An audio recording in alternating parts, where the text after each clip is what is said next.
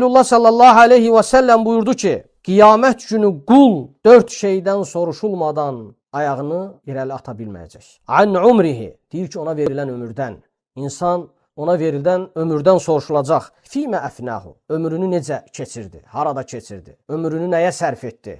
Bizim hər birimiz iman gətirən kişi və qadın hər bir insana aiddir. Ömrünü necə keçirir, nəyə sərf edir, harada keçirir? Və an şəbabihi fimə əblahu, gəncliyini, cavanlığını necə keçirdi, harada keçirdi? Və an malihi və an ilmihi, eləcə də o ona verilən maldan, sərvətdən, mülkdən soruşulacaqdır. Necə qazandı və necə sərf etdi və eləcə də elmindən.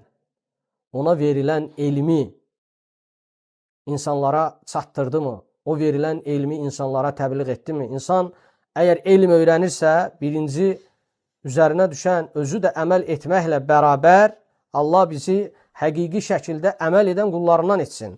Və bununla bərabər həm də o öyrəndiyi elmə dəvət etməlidir, təbliğ etməlidir.